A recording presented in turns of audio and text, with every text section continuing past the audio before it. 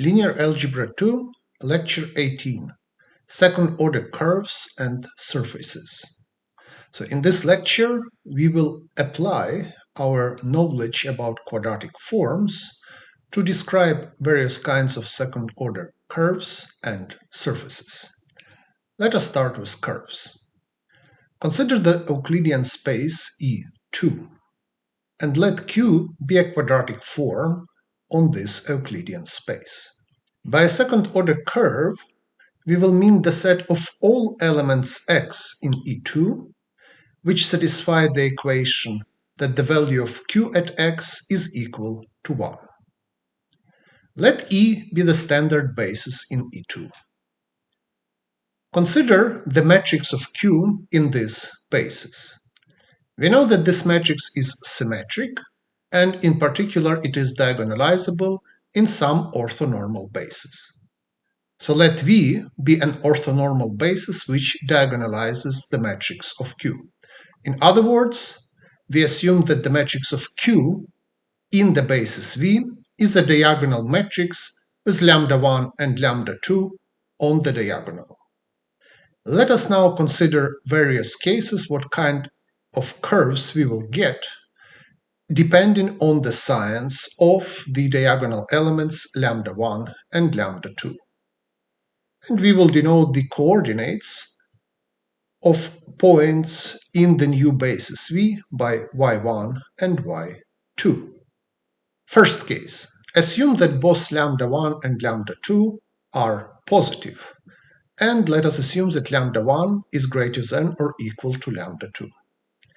Then the equation in the new coordinates which defines our curve is the following equation, and here in order to point out what are the signs of our lambdas, we use the absolute value. So the absolute value of lambda 1 times y1 squared plus the absolute value of lambda 2 times y2 squared is equal to 1. So such an equation defines an ellipse. So this is a picture of an ellipse in R2. And so here the vertical basis element is V1, the horizontal basis element is V2.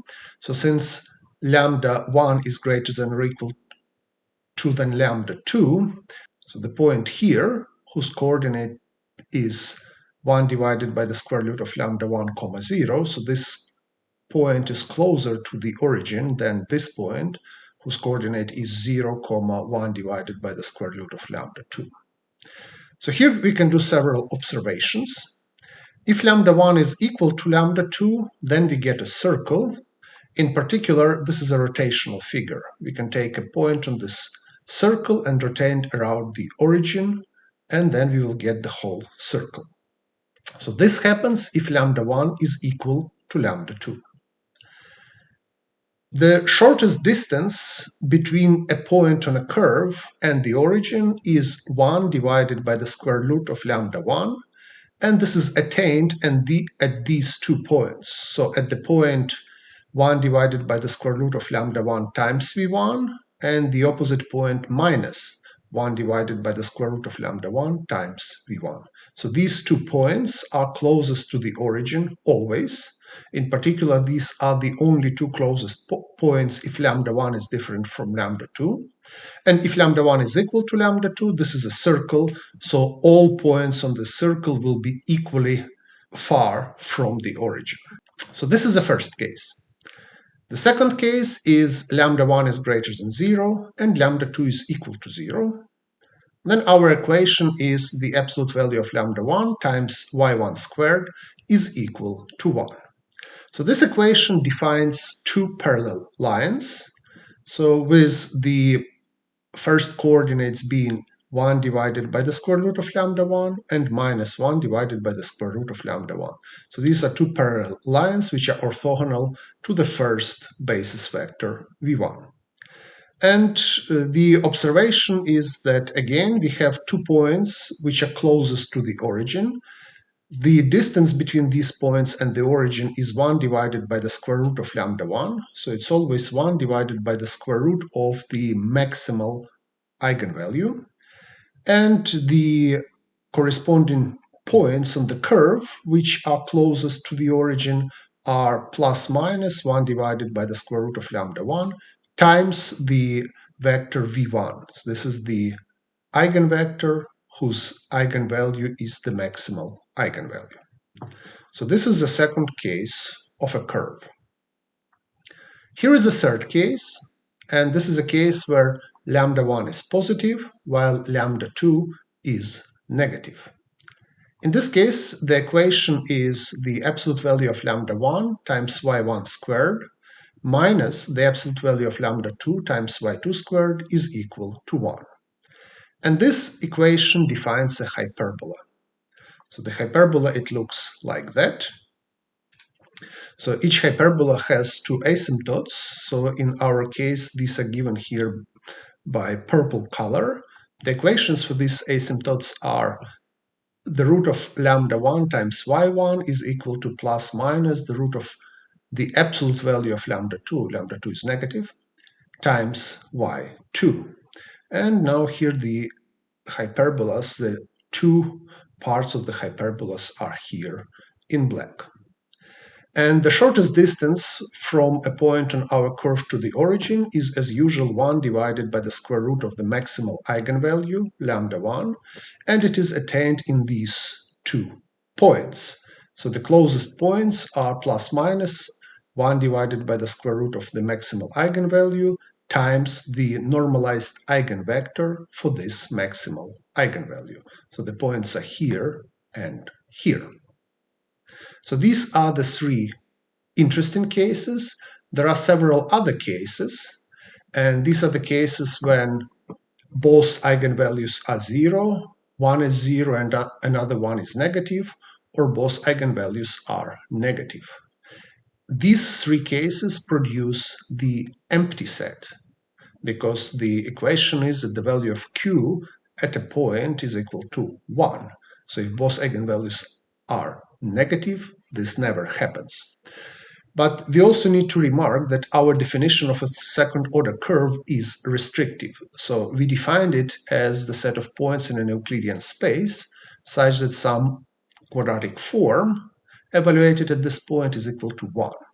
This is not the most general equation for a second-order curve.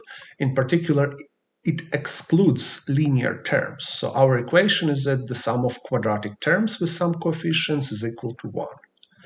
And there are no linear terms in this equation. And since there are no linear terms, in particular, in such a way we cannot get the usual quadratic curve, which is a parabola. Our setup is more restrictive than the most general setup. And these are all cases of second-order curves. Let us now go to the second-order surfaces. So now we consider the Euclidean space E3, and let Q be a quadratic form on E3. By second-order surface in E3, we mean the set of all elements x in E3, such that the value of our quadratic form Q at those elements is equal to 1. Again, we have the standard basis in E3, and we can write the matrix of our quadratic form in this standard basis. This matrix is symmetric, and in particular, it is diagonalizable in some orthonormal basis. So let us choose some orthonormal basis V, in which the matrix of Q is diagonal. So it's a diagonal matrix with elements lambda 1, lambda 2, and lambda 3 on the diagonal. And now we will go through different cases about what kind of surfaces we can get depending on the signs of these eigenvalues lambda 1, lambda 2, and lambda 3. And similarly to the two-dimensional case, we denote the coordinates of points in this new basis V by y1, y2, and y3. So case 1 is when all eigenvalues are positive. So let's order them. So let lambda 1 be greater than or equal to lambda 2, greater than or equal to lambda 3, and all 3 are greater than 0. Then we have the equation, the absolute value of lambda 1 times y1 squared plus the absolute value of lambda 2 times y2 squared plus the absolute value of lambda 3 times y3 squared is equal to 1. So in particular, this emphasizes that all coefficients are positive in this equation. Such an equation defines a geometric surface which is called an ellipsoid. So it looks like that. So in this picture, you can see that this point is closest to the origin. This is the next one. This is the next one. So the vertical axis y corresponds to the coordinate y1. Then the z corresponds to y2 and x corresponds to y3. And here are some observations. If all three eigenvalues are the same, then we get a sphere. So if two eigenvalues coincide, we get a rotational surface. So if two eigenvalues coincide, then the intersection with the corresponding coordinate plane will be a circle. In particular, it means that our surface will be a rotational surface. It is obtained by rotating an ellipse around the axis, and this axis is given by the eigenvector for the third eigenvalue, the one which is different from the two which coincide. And of course, sphere you can obtain by rotating the circle around any kind of rotational axis, so it's very symmetric as a figure. Again, shortest distance to the origin is 1 divided by the square root of lambda 1. So lambda 1 is the maximal eigenvalue, and it is attained at this point. So this point, which is closest to the origin, and the opposite of it. So these are plus minus 1 divided by the square root of the maximal eigenvalue times the normed eigenvector for this maximal eigenvalue. So this works if the maximal eigenvalue has multiplicity 1. If the maximal eigenvalue has higher multiplicity, then if it has multiplicity 2, then you will have the whole circle of points which are closest to the origin. If it has multiplicity 3, then we have a sphere. It means that all points on our surface are closest to the origin. So this is the first case, all eigenvalues are positive. The second case, the first two eigenvalues are positive and the third one is 0. So we assume that lambda 1 is greater than or equal to lambda 2. So then we have the equation the absolute value of lambda 1 y1 squared plus the absolute value of lambda 2 times y2 squared is equal to 1. So this looks like an ellipse in two dimensions, but the point is that the third coefficient is 0. So this equation defines an elliptic cylinder, and this is a surface which looks like that. So if we cut it by a coordinate plane for y1 and y2, we get an ellipse.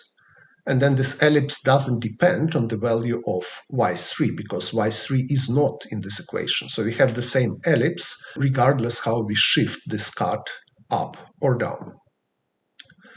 And here are some observations about this surface. So if lambda 1 is equal to lambda 2, then we get a circular cylinder. So the cut will not be an ellipse, but rather a circle.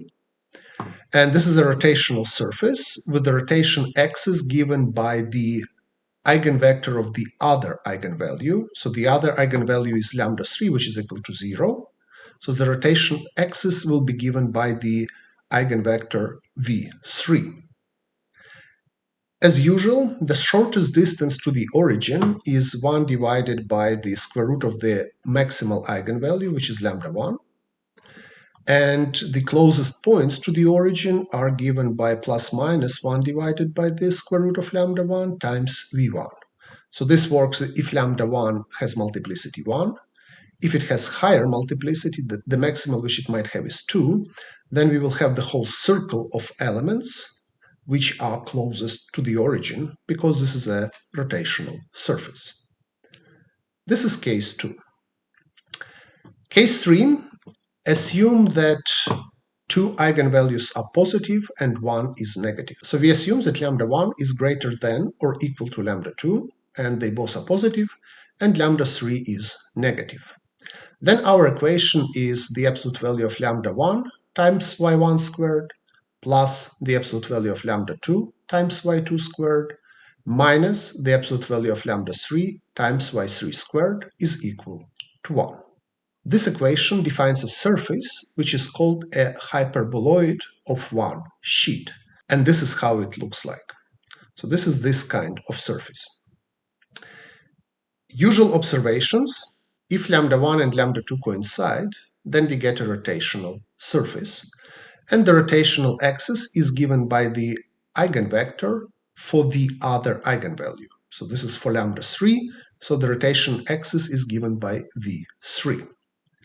And again, the shortest distance to the origin is 1 divided by the square root of the maximal eigenvalue, which is lambda 1, and it is attained at the points which is plus minus 1 divided by the square root of lambda 1 times v1. So it's attained somewhere here and here. So this works if lambda 1 is different from lambda 2. If they coincide, and we have the whole circle here, which consists of points of the surface which are closest to the origin.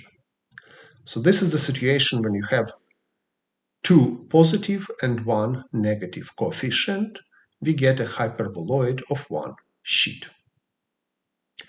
Next case is when we have one positive eigenvalue and two zero eigenvalues. So lambda 1 is positive, and then the equation is the absolute value of lambda 1 times y1 squared is equal to 1. So this equation defines a pair of parallel planes, and we have the following picture. Again, some observations. This is a rotational surface, so we can take a line in this plane and a line in this plane and rotate it around v1. So the rotational axis is given by the eigenvector v1. So v1 is an eigenvector which corresponds to the eigenvalue which is not the one of multiplicity 2. So here 0 is an eigenvalue of multiplicity 2. And the shortest distance to the origin is, as usual, 1 divided by the square root of the maximal eigenvalue, which is lambda 1. And this is attained at these 2 points, which are plus minus 1 divided by the square root of lambda 1 times v1. So here is a point, and here is the point. So this is case 4. Case 5. It's when we have one positive eigenvalue, one eigenvalue which is 0, and one negative eigenvalue. So lambda 1 is positive, lambda 2 is 0, and lambda 3 is negative. Then the equation looks like an equation of a hyperbola. So it's the absolute value of lambda 1 times y1 squared minus the absolute value of lambda 3 times y3 squared is equal to 1. So, but there is no y2 because lambda 2 is 0. And in such situation, we always get a cylinder. So this defines a hyperbolic cylinder, which is a surface which looks like that. So if we cut by the hyperplane corresponding to y1 and y3, we get a hyperbola. And then we can now shift by anything in the direction of v2, and we will get the same hyperbola. Therefore, this is a hyperbolic cylinder. This is not a rotational surface. There are no pair of eigenvalues which coincide. All eigenvalues are different by assumption. But as usual, the shortest distance to the origin is 1 divided by the square root of the maximal eigenvalue lambda 1. And the closest points to the origin are here and here. So this is plus minus 1 divided by the square root of lambda 1 times v1, just like in all other cases. And they're always here too. There cannot be more than 2 closest points for this particular case. And the final case, case 6, is the case when we have one positive and 2 negative eigenvalues. So lambda 1 is positive, lambda 2 and lambda 3 are negative. Then our equation has one positive and 2 negative coefficients. The absolute value of lambda 1 y1 squared minus the absolute value of lambda 2 y2 squared minus the absolute value of lambda 3 y3 squared is equal to 1. So this equation defines what is called a hyperboloid of 2 sheets. This is a surface which looks like that. So we have an infinite hyperbolic sheet here, which goes down, and an infinite hyperbolic sheet here, which goes up. we see here that it has cuts which are ellipses, and those ellipses become bigger and bigger going up, and here going down. And here the usual observations. If lambda 2 and lambda 3 coincide, then the ellipse cuts become circle cuts, so we get a rotational surface. And the rotation axis is given by the eigenvector for the different eigenvalue, the one with multiplicity 1, which is in our case v1, because lambda 1 is positive. And the shortest distance to the origin is, as usual, 1 divided by the square root of the maximal eigenvalue, lambda 1, and it is attained at the points plus minus 1 divided by the square root of lambda 1 times the normed eigenvector for this eigenvalue, which is v1. So these are the essential cases of second-order surfaces. There are some other cases, and the remaining cases are the following. We can have all three eigenvalues being equal to 0, 2 being equal to 0 and 1 negative, 1 being equal to 0 and 2 negative, or all three being negative. In all these cases, the surface which is defined is just the empty set, because we work with real numbers. So if we have the sum of squares with negative coefficients is equal to 1, this equation has no solution. But we also here, just as for curves, note that our definition of a second-order surface is restrictive. We define the second-order surface by the equation the value of the quadratic form is equal to 1. In particular, we excluded any linear terms, and therefore we cannot get any parabolic surfaces as solutions to such an equation. So there is a more general theory, but it is outside the scope of this application. Okay, so this completes the description of our type of second-order curves and surfaces. Here are some problems and questions. Question 1. Compute the intersections between an ellipsoid and a plane orthogonal to a basis vector. So we have ellipsoid, and then we can take a plane, and this plane can be chosen in many different ways. The plane should be orthogonal to a basis vector, and the basis vector can be chosen in 3 different ways. So there are many intersections which look like that, and it's an interesting question to compute what these are. And then question 2 is a similar question for a hyperboloid of one sheet. And question 3 is a similar question for a hyperboloid of 2 sheets. Question 4, what kind of surface will one get if one rotates the line given by the following equation? So E2 plus t times E1 plus E3, where t is a real number, so this defines a line in E3. So we take this line and we rotate it around the axis given by E3. So what kind of surface will one get in this way? And question 5, explain why a non-empty second-order surface is a rotational surface if and only if the quadratic form Q has an eigenvalue of multiplicity greater than 1. Thank you very much, and see you next time.